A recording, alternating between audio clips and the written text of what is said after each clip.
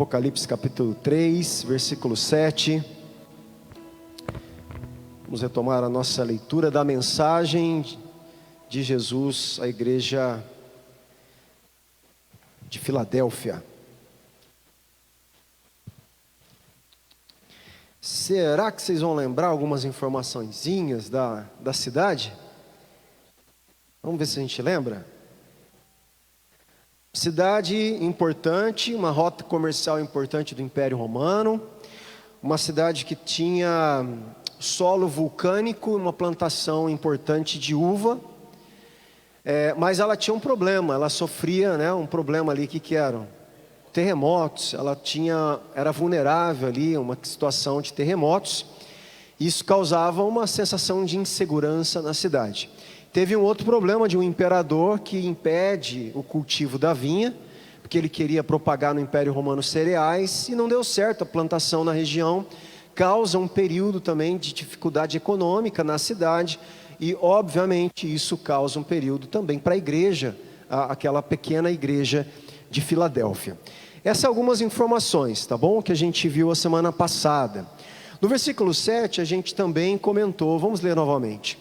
Ao anjo da igreja em Filadélfia, escreva: estas coisas diz o santo, o verdadeiro, aquele que tem a chave de Davi, que abre e ninguém fechará, e que fecha e ninguém abrirá.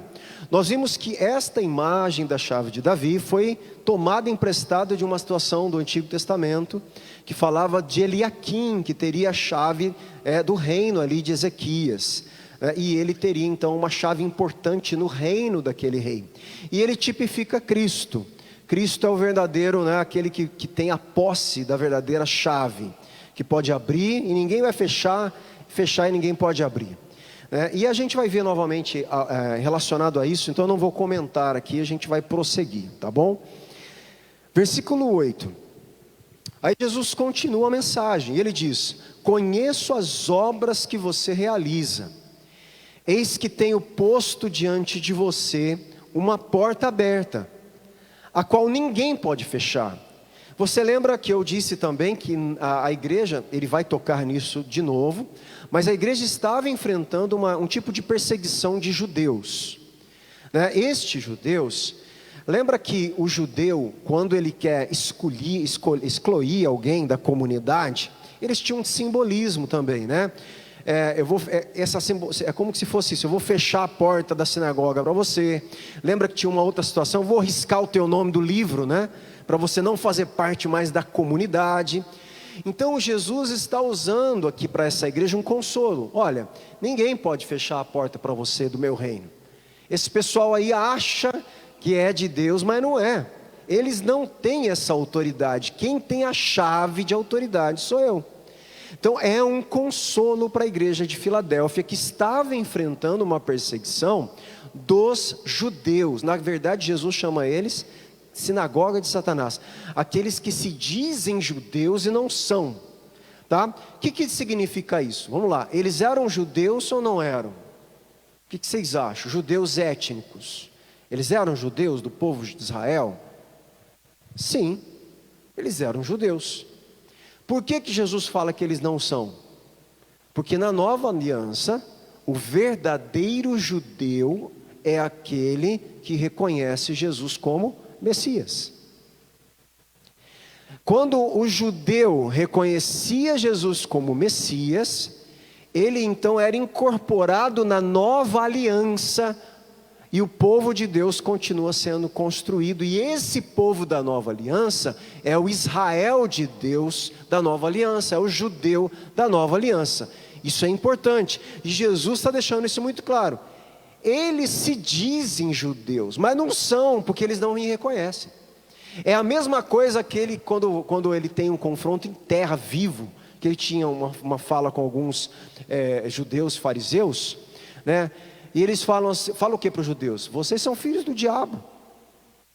Mas os judeus se achavam filhos de Deus. Por quê? Porque eles não estavam reconhecendo o próprio Filho de Deus. Vocês são mentirosos, vocês não estão reconhecendo a verdade. Jesus fala: eu sou o caminho, a verdade e a vida. Então os verdadeiros judeus são aqueles agora que reconhecem que Jesus é o Cristo, o Messias, o ungido enviado para o povo judeu.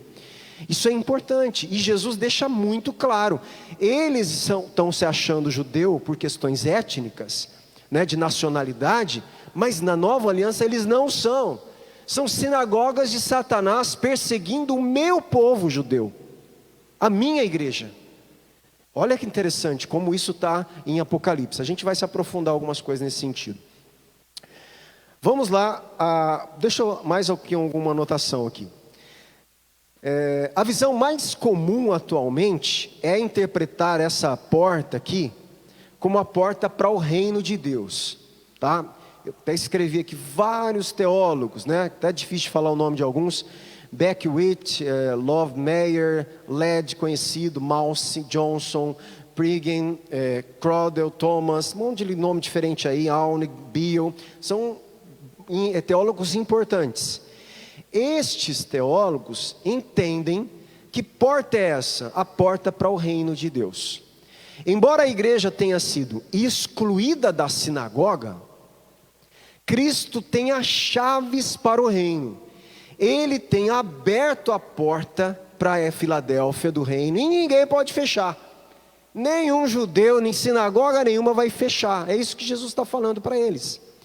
Essa possibilidade se harmoniza melhor, né, com 3:7, de ser porta do reino. Sei que você tem pouca força. Nós vamos ver que tipo de força é isso aqui. Mas, Filadélfia, né, você guardou minha palavra e não negou o meu nome. Então, ele conhece o que de Filadélfia aqui? Né? As obras que eles realizam. Jesus está colocando para eles uma porta aberta que ninguém pode fechar. Isso quer dizer, o que Jesus está falando? Vocês são meu povo e ninguém tem nada com isso, não. Ninguém pode afastar vocês de mim. Vocês são meu povo, vocês estão no meu reino. Então não se preocupe com os judeus lá, que estão querendo negar isso para vocês. Eu sei que você tem pouca força. Olha que interessante, vamos lá. Mas você guardou aqui é obedeceu. É obediência, tá?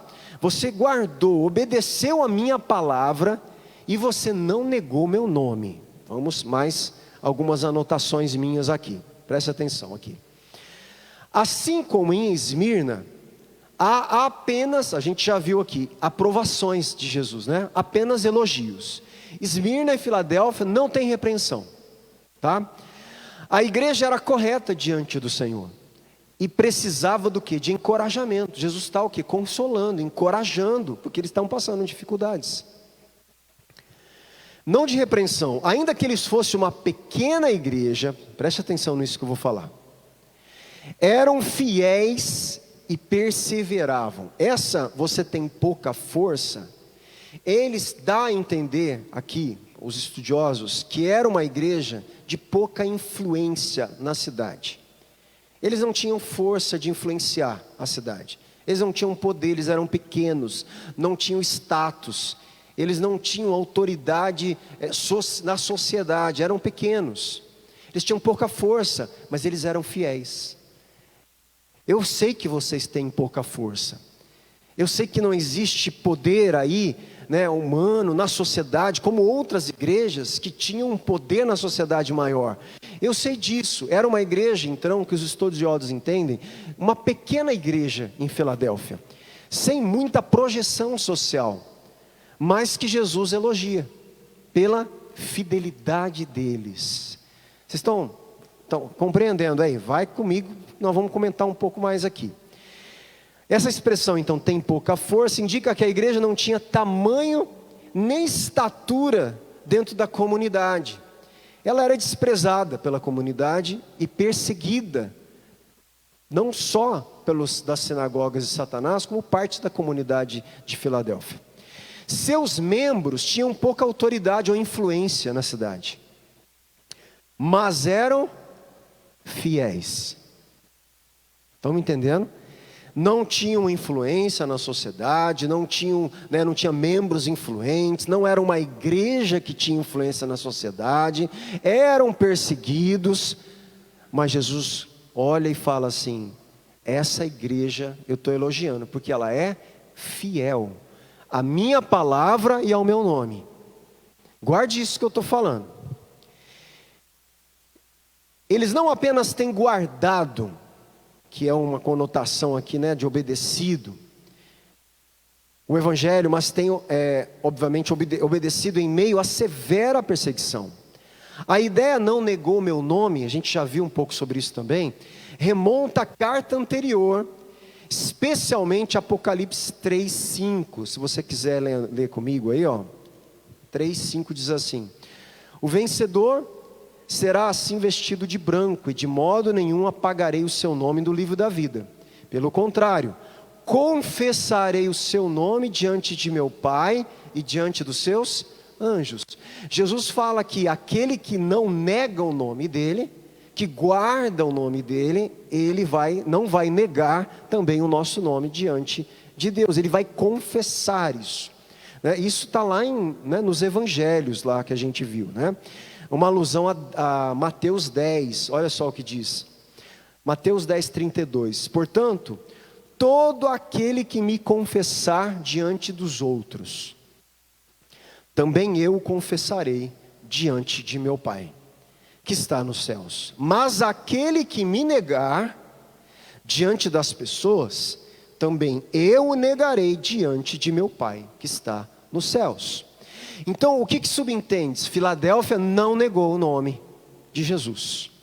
Guardou a fidelidade, não negou. Era uma igreja que confessava de fato quem era o seu Senhor. Não negava quem Cristo era, sua obra, sua pessoa. Diante disso, obviamente, Jesus vai confessar também o nome de cada um diante do Pai. Ao contrário da maioria dos cristãos lá de Sardes, que foi a igreja que a gente viu antes, os crentes de Filadélfia se recusaram a negar Jesus. Lá em Sardes já foi ao contrário. Em Sardes o negócio era complicado, teve bastante problema, uma igreja de aparências, e um monte de coisa que nós vimos. Versículo 9: eis o que eu farei com alguns dos que são da sinagoga de Satanás. Aí Jesus faz aquela vindicação de justiça. Fique tranquilo, estou vendo a situação de vocês, eu estou vendo a perseguição de vocês. Eu farei com alguns dos que são das sinagogas de Satanás, desses que se declaram judeus e não são, mas mentem. Eis que farei com que venham até você, prostrem-se aos seus pés e reconheçam que eu amo você. Olha que interessante, preste atenção, porque nós vamos ver algumas questões aqui.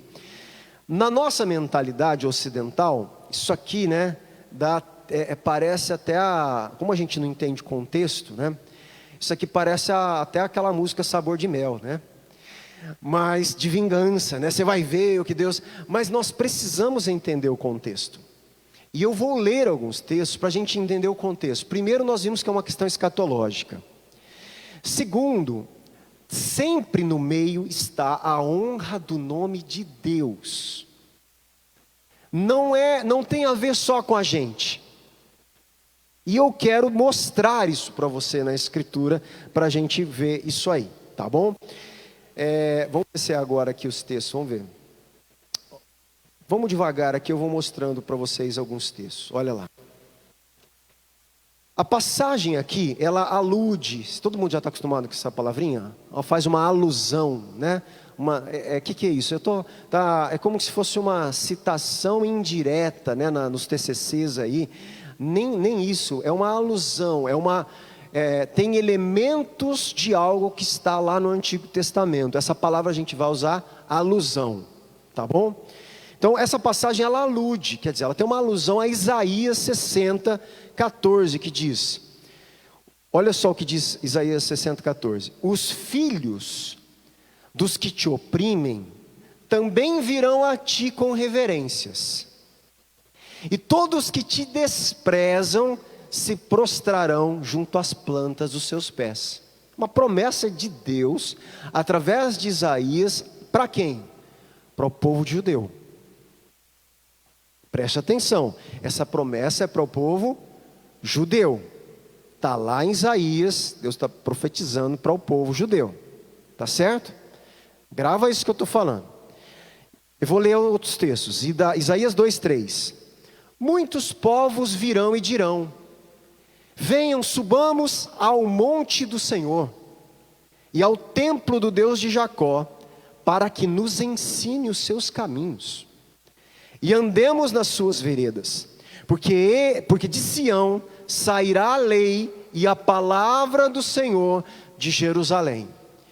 Por que eu estou fazendo isso? Porque tem a ver reconhecer você com reconhecer o Senhor, o teu Senhor.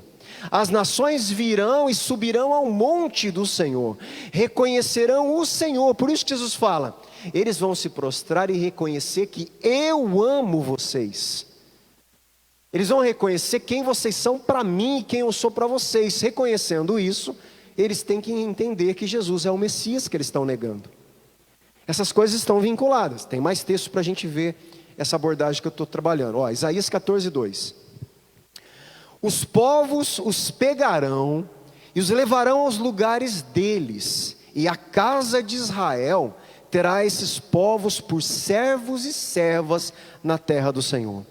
Os israelitas terão como prisioneiros aqueles que os tinham aprisionado, e dominarão os seus opressores. Gente, olha a promessa aqui. Isso é uma promessa messiânica. O povo judeu estava sendo dominado por vários povos, assírios, babilônicos, depois os romanos. Na época de Jesus, eles esperavam isso aqui. Olha o que Deus promete: esse povo que domina vocês vão ser servo de vocês agora, e vocês vão dominar. Eles não vão oprimir mais vocês. Mas isso tudo tinha um pano de fundo do governo do Messias, que também queria abençoar as outras nações. Então vai montando isso na sua cabeça. Isaías 45:14, olha lá.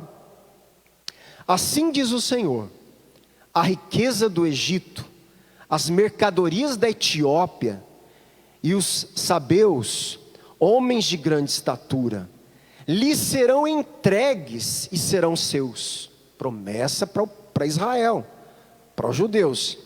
Eles os seguirão presos com correntes, se prostrarão diante de você e lhe farão as suas súplicas, dizendo: certamente Deus está com você, Israel, e não há outro Deus que seja Deus. Olha para onde está indo, né? Esse povo que está te oprimindo, o pessoal lá da Etiópia, os grandes de estatura, eles vão atrás de você como servos, e eles vão reconhecer quem eu sou. No final de tudo, Deus queria, através do povo de Israel, levar as outras nações a conhecer quem Ele era. Porque era isso que servia Israel. Israel era o povo sacerdotal que falhou. Essa era a promessa de Abraão: eu vou te escolher, vou te abençoar, e através de você eu vou abençoar todas as famílias da terra. O tema da Bíblia não muda. O tema do Evangelho está lá em Abraão. Através do seu filho, eu vou dar uma grande descendência, e as nações serão abençoadas através do seu descendente, que é Jesus. A gente sabe que não é Isaac. Isaac é um tipo do que Jesus faria, tá? Então isso, nós estamos montando aqui um quadro. Isaías 49:23. Reis serão os guardiões deles. Meu irmão, imagina, você está entendendo agora? Vamos aproveitar aqui, né? Imagina quando o pessoal lá, quando Jesus estava vivo, falou assim: Jesus, aqui está o Messias. Se você ouvisse tudo isso aqui, se fosse um povo oprimido, passando fome, pagando imposto para um império romano terrível, de repente todo mundo fala: ali está o Messias, o que você esperaria? Tudo isso acontecer. Esperaria você ter um exército com o Messias, destruir o império romano, fazer deles servos de vocês, reconhecer o Deus de vocês. É porque está escrito tudo isso aqui. Messias, ele inicia a guerra e Jesus compra a briga, o império do romano ia ser destruído, porque estava tudo prometido isso. Deus cumpre tudo isso de uma forma inexplicável e inesperada. A forma que Deus vai destruir o Império Romano não é a forma que eles estão esperando. Apocalipse vai mostrar isso. Como a besta vai cair, que são os impérios humanos de Daniel, né? Esses impérios que se levantam contra a Cristo e que receberão a sua justiça. Mas é interessante que imagine na cabeça de Pedro. Aí o pessoal fala, Pedro teve medo. Meu irmão, Pedro não tinha medo de nada. Pedro não tinha medo de nada. Ele teve medo e negou. Ele teve medo, a Bíblia fala que ele teve medo, mas ele teve medo porque ele perdeu a fé. Ele já não acreditava mais que Cristo era o Messias, Jesus era o Messias. Ele falou, poxa, acabamos, nós não tem mais Messias. O Messias que ia destruir o opressor está sendo morto pelo opressor, nós não tem mais esperança. Por isso, quando Jesus ressuscita, nasce a esperança do reino de Deus de novo. E a primeira pergunta registrada por Lucas, qual foi? Quando Jesus, o reino, vai ser implantado? O que Jesus responde? Não pertence a vocês os tempos e as épocas. O poder do Espírito Santo vai descer sobre vocês, para vocês serem minhas testemunhas. Vai e faça isso. Jesus não disse que não vai ser, não pertence a ele saber. Porque ele ressuscita para implantar o reino. Jesus é a primícia da nova criação. Em Jesus se inicia a nova criação. Jesus inicia a nova criação. Ele inicia a nova humanidade. Ele é o novo Adão. Ele é a nova humanidade. Ele é o Shabat. Ele é o reino. Ele é o templo. Ele é a união do céu e da terra. Por isso nós estamos nele. E quando estamos nele, desfrutamos de um futuro aqui que virá.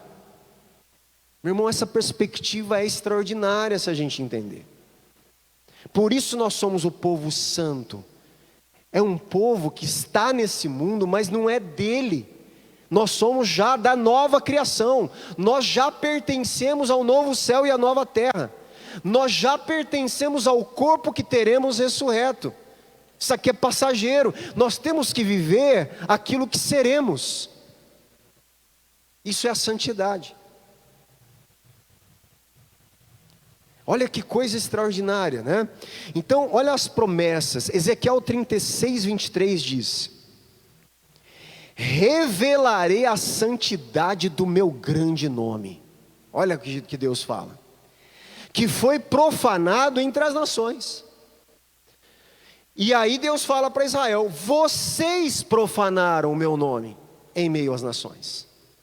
As nações saberão que eu sou o Senhor, diz o Senhor Deus, quando eu manifestar a minha santidade diante delas, por meio de vocês. Lembra que eu falei que Deus quer encher a terra da glória dele, através da imagem dele, que são os seres humanos? Deus quer santificar o nome dele em meio às nações, através do seu povo. Mas Israel estava profanando o nome de Deus.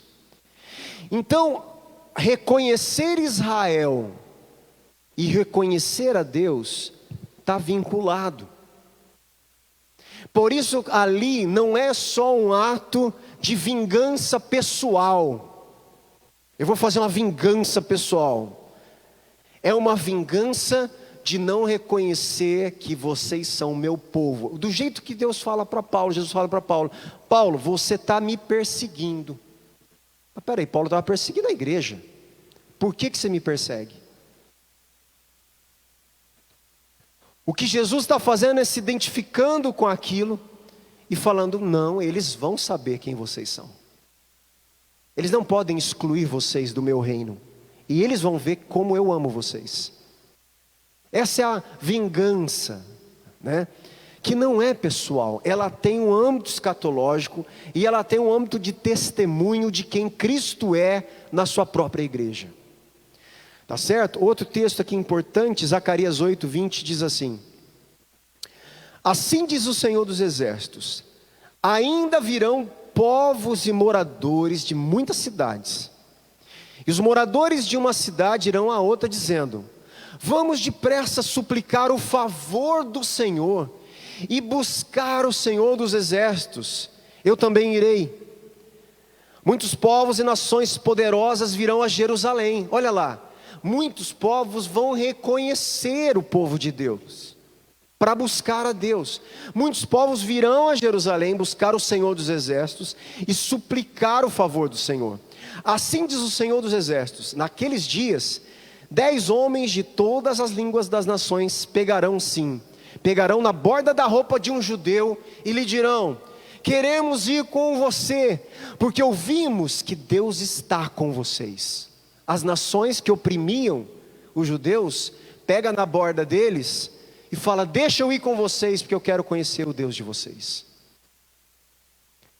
Agora, uma pergunta: todas essas promessas são, no Antigo Testamento, para quem? No Antigo Testamento, não, a igreja nem existia. Para os judeus. Isso é importante. Essas promessas são para Israel, os filhos de Jacó, as 12 tribos, depois dispersas. É para eles que estavam no exílio, foram tirados do exílio. É para eles, é para o povo judeu. Nós temos que lembrar que na antiga aliança não existe um trato com os gentios. O trato de Deus é com o povo judeu. A aliança é só com eles, e através deles isso seria estendido para as outras nações. O que acontece é que com a nova aliança, Deus muda os termos. Presta atenção no que eu vou falar. Saca o que eu vou falar aqui.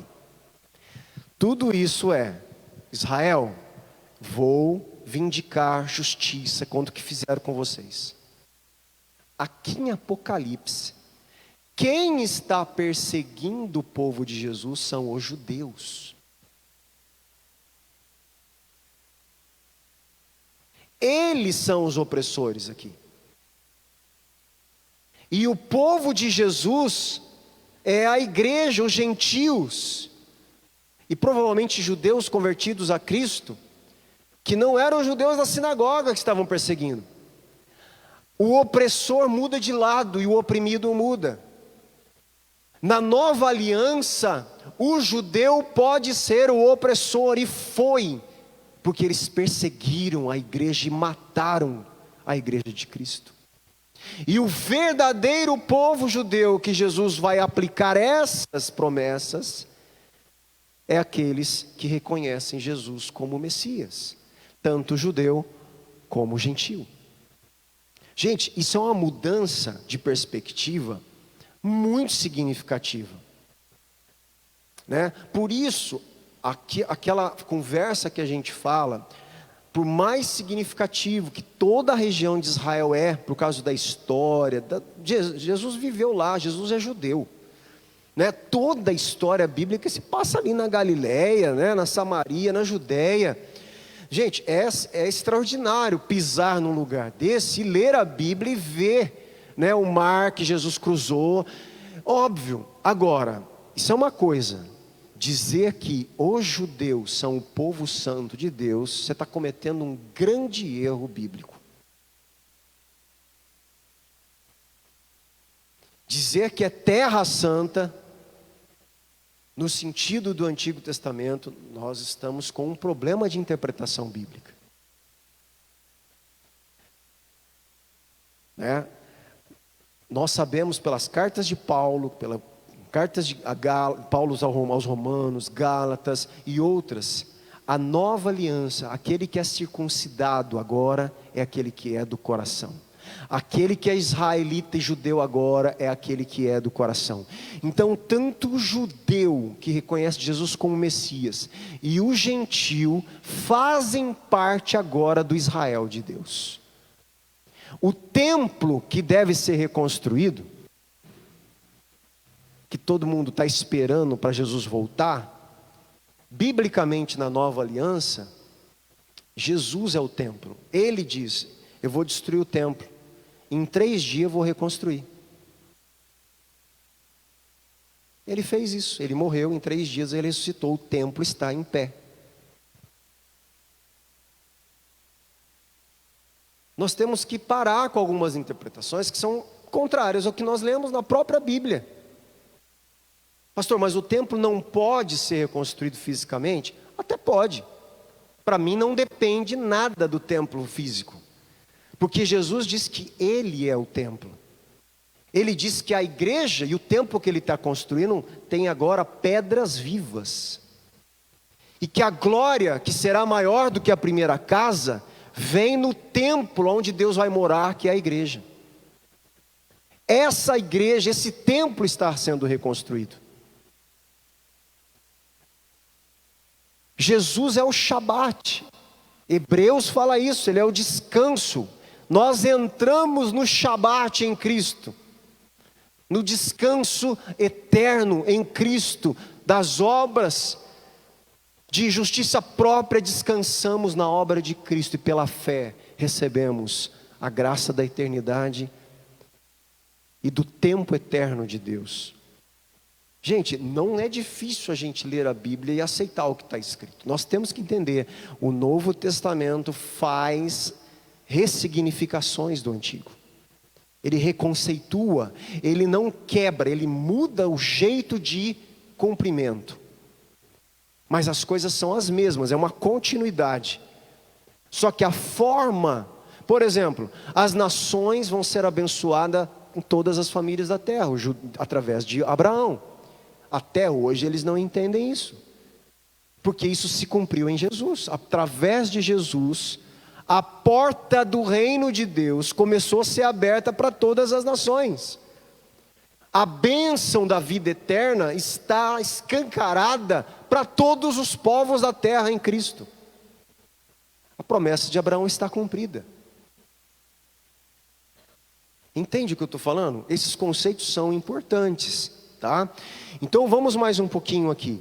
O Antigo Testamento ensinava que os gentios seriam obrigados a prestar homenagem aos judeus, como a gente viu lá no Escatom. Escatom é o tempo dos finais dos tempos, né? E agora essa promessa é virada de ponta cabeça. Os opressores judeus serão obrigados a prestar homenagem aos crentes gentios. Cristo promete a esses cristãos perseguidos que eles serão vindicados por Deus. E esse é um tema recorrente no livro de Apocalipse. Vou ler aqui alguns textos. Olha só o que diz em Apocalipse 6. Pode abrir, está em Apocalipse. Vira a página aí, 6, 9. Vamos ver esse tema da vindicação, né?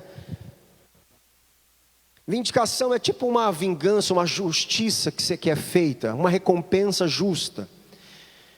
Quando o cordeiro quebrou o 5º selo, nós vamos estudar isso ainda, vi debaixo do altar as almas daqueles que tinham sido mortos por causa da palavra de Deus, por causa do testemunho que deram. Gente, estavam os mártires debaixo do altar, estavam ali aqueles que tinham sido mortos pelo Evangelho. E eles clamaram com forte voz dizendo, olha só o que os mártires pediram para Deus. Deus, até quando, ó soberano Senhor, santo e verdadeiro, não julgas, nem vingas o nosso sangue dos que habitam sobre a terra? Forte oração, não é? Até quando o Senhor não vai vingar o sangue dos mártires? Biblicamente, guarda o que eu vou falar agora. Todas as vezes que aparecer aqueles que habitam na terra em Apocalipse, está falando dos incrédulos, ímpios. Tá? É uma forma que João descreve aqueles que habitam na terra, aqueles que estão conectados com o império bestial da terra. Porque o império de Cristo está vindo, ele não vem daqui. Ele vem do alto para cá. O que está na terra é o império bestial, a Babilônia. Os habitantes da terra fazem guerra contra os habitantes do céu, que é a igreja. Tá? Então aqui, por quê? Porque quem está na terra? A igreja também está na terra nessa época. Então ele vai mandar, eles estão pedindo para destruir a igreja também? Não, os habitantes da terra aqui são aqueles impérios, imperadores, autoridades que mataram eles, que torturaram, que derramaram o sangue deles, por causa do evangelho, tá? Aí eles falam uma coisa muito séria, é como se assim, né? Deus, nós estamos esperando muito tempo já, até quando nós vamos esperar a justiça? Porque Deus é justo, meu irmão, Deus é justo. A justiça vai ser feita, mas não é na nossa hora, do nosso jeito. E os mártires estavam lá clamando. E olha só o que diz: então a cada um deles foi dado uma veste branca, e lhes foi pedido que repousasse. Tem alguma outra tradução? Hã? Repousar, descansar. Descansasse, é como se assim, calma, paciência, descansa no que eu sou, no que eu fiz, descansa mais um tempo, né? Repousa, ainda por pouco tempo. Até quando eles vão ter que repousar? Até que também se completasse o número dos conservos ou irmãos, seus irmãos, que iam ser mortos como eles tinham sido. Existe, gente, a gente não entende, é um mistério. É como se uma taça de ira da justiça de Deus, né, fosse provocando a Deus de tal ponto que fosse enchendo aquela taça, que Deus não suporta mais, e aí Deus vira a taça com justiça. É como se assim, não se completou o número dos mártires. Vai ter gente que vai morrer como vocês. Aguarda mais um pouco. Tá? Então esse tema de justiça, de vindicação dos justos da igreja, ele é recorrente em Apocalipse, né? Só que nós vamos ver que não é pessoal. Esse conceito nosso individualista, e nem é, pelo amor de Deus, né? E nem é porque as pessoas falam mal de vocês, olha só, a justiça vem por aqueles que morreram pelo evangelho.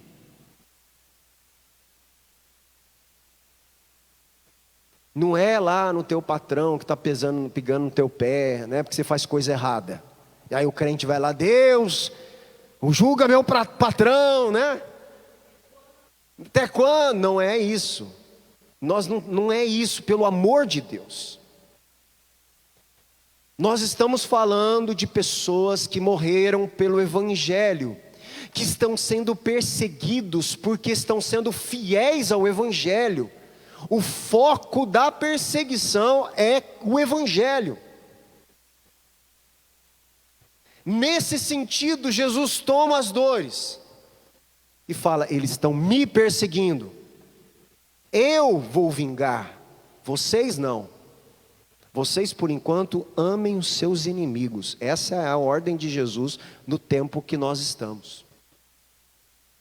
Esse é outro problema seríssimo, o que o José falou. Nós não temos ideia do que é um judeu como Pedro se converter e depois ter que pregar o evangelho para um comandante da guarda romana, do exército de 100 homens, e ver Deus abençoando Cornélio, mandando o Espírito Santo sobre os romanos, sobre um cara que é o cara que tem 100 soldados, que escraviza o povo dele.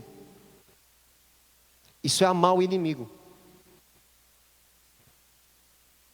Amar o inimigo no contexto é prega o evangelho para o teu opressor.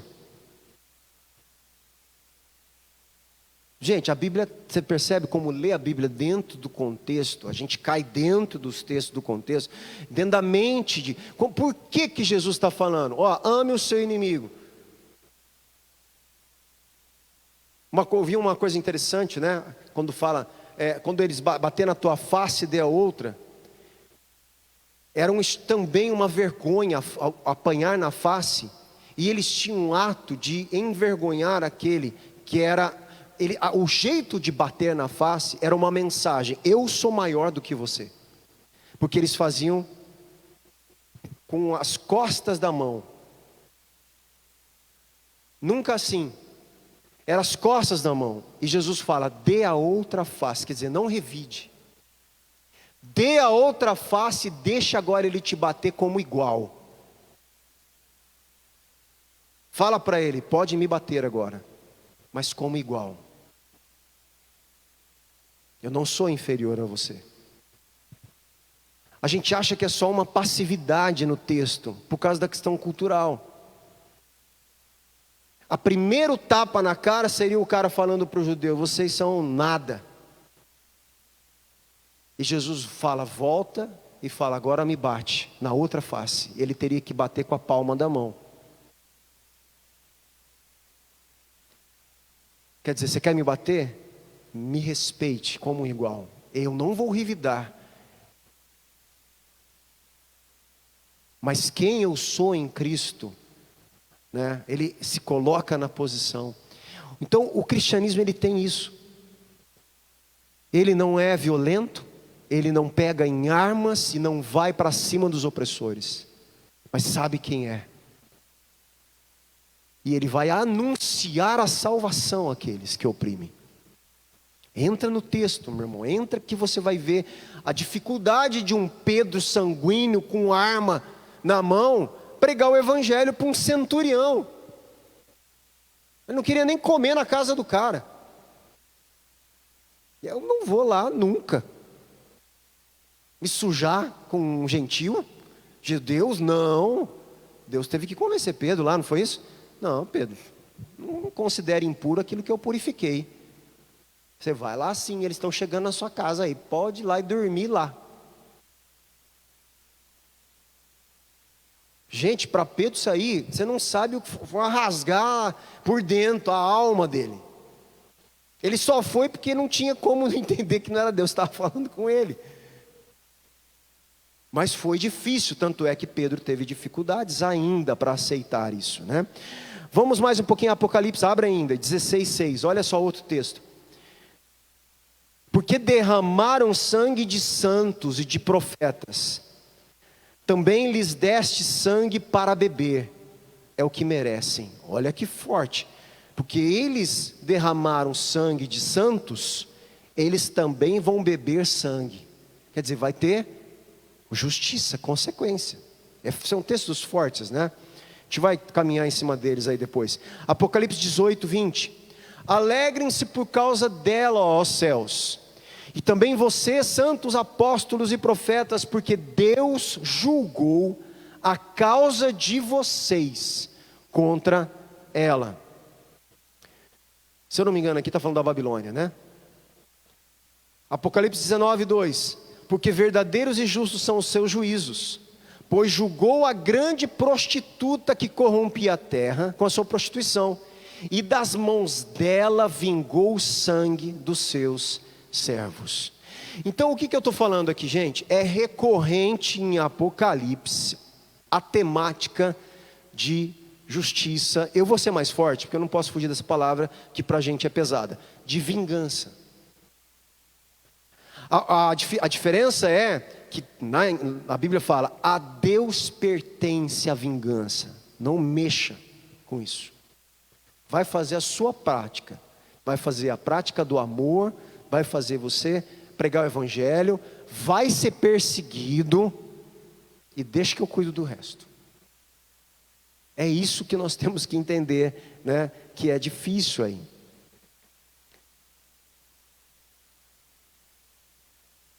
Versículo 10, para a gente encerrar aqui. Você guardou a palavra da minha perseverança, por isso também eu guardarei da hora da provação, que há de vir sobre o mundo inteiro, para pôr à prova os que habitam sobre a terra. Aqui nós vamos ter que parar, porque aqui tem uma questão interpretativa, importante, que não dá tempo da gente abrir hoje. Essa questão da minha perseverança aqui é importante. A gente vai continuar vendo isso a semana que vem, tá bom? Deixa eu ver aqui um negócio.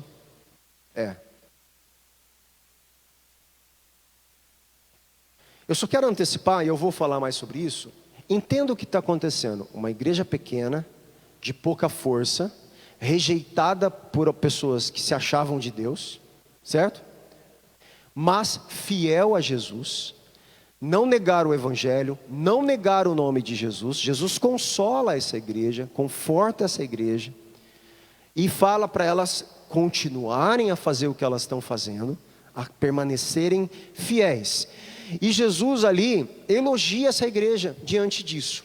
O que nós temos que entender aqui? É uma igreja que não é rica, pobre, perseguida pelos judeus, perseguida na cidade, numa cidade insegura por causa dos terremotos, com dificuldade econômica agora, meu irmão, é uma igreja, na perspectiva humana dos teólogos coaching, sem sucesso.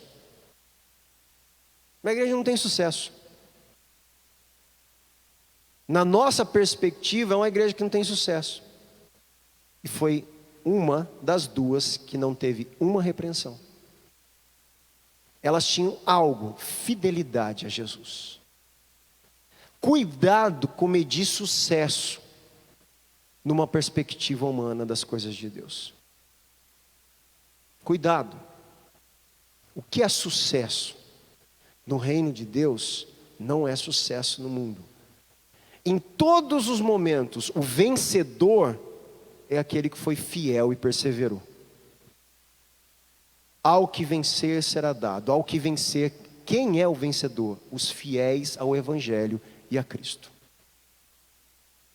Então cuidado, a gente tem que tomar cuidado em medir a nossa fé, medir a igreja, medir as pessoas por filtros humanos. Jesus está ensinando como ele mede, pela fidelidade ao Evangelho, à palavra, a Cristo. Estes são recompensados. E às vezes não são recompensados na terra, porque eles não estão sendo recompensados na terra. A recompensa deles está quando Jesus vier. Isso aqui que eu estou falando, é difícil falar, porque nós estamos ouvindo um monte de pregação hoje na internet, que fala tudo ao contrário do que eu estou falando. E aí você que me ouve, você tem que conseguir ler a Bíblia e discernir quem que está falando a verdade para você. Mas eu não vou deixar de falar, porque é isso que eu estou lendo, eu acho que nós estamos lendo junto, está claro o que está acontecendo aqui. Nós estamos interpretando os textos dentro de um contexto do Antigo Testamento, da Bíblia toda, da obra de Jesus. Nós estamos entrando no mundo bíblico e tentando compreender a mente daqueles homens. Nós não estamos tirando o versículo fora do contexto e jogando aí.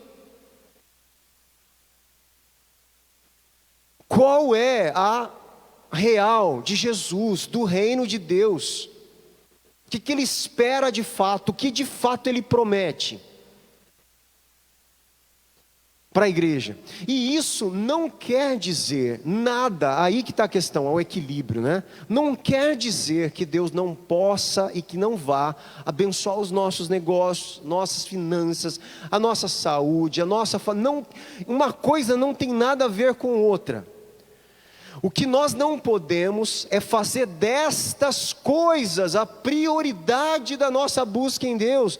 Gente, buscai primeiro o reino de Deus e a sua justiça, que essas coisas que nós necessitamos serão acrescentadas. Ele não quer dizer que a gente não deva trabalhar, mas ele está falando que a bênção de Deus sobre essas coisas, ela vem, Deus cuida pelo fato de você se preocupar com o reino dele.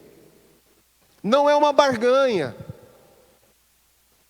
não é uma troca, não é uma negociação com Deus, é fidelidade. Porque tem gente que fez isso e morreu.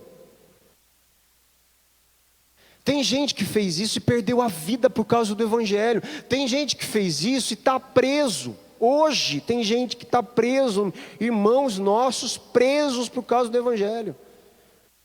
Ontem ou hoje li um relatório da igreja perseguida. Irmãos nossos, um pastor foi morto dentro de uma prisão. estava preso por causa do evangelho, a família disse que mataram o pastor.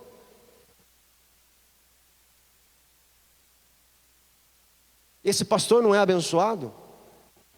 Não teve sucesso? Meu irmão, pelo amor de Deus, nós não podemos deixar um falso evangelho botar minhoca na nossa cabeça e colocar expectativas e anseios com prioridades trocadas. É porque do jeito que eu falo, parece que Deus não quer curar ninguém. Não entenda nunca isso. Nós vamos continuar orando por cura, orando pelos nossos problemas no dia a dia, porque Deus também quer esse relacionamento nosso, dependendo dEle, clamando a Ele pelas coisas do dia a dia. O que eu estou dizendo é, não busque a Deus por isso, não seja fiel por isso, seja fiel porque Ele é Deus, porque Cristo é Cristo, pelo que Ele é, pelo que Ele fez, pelo reino dEle. Vindo essas coisas ou não, eu espero que venha. A gente, como ser humano, a gente quer. Mas vindo ou não, como Paulo viveu, como Pedro viveu, nós temos que ser fiéis. Como Filadélfia, como a igreja de Esmirna, como igrejas que nós vimos aqui, perto de Jesus ver as coisas, gente, é diferente. Cuidado. Cuidado. Né? Lendo Apocalipse, nós vamos ter bastante conversa sobre isso aí. Amém?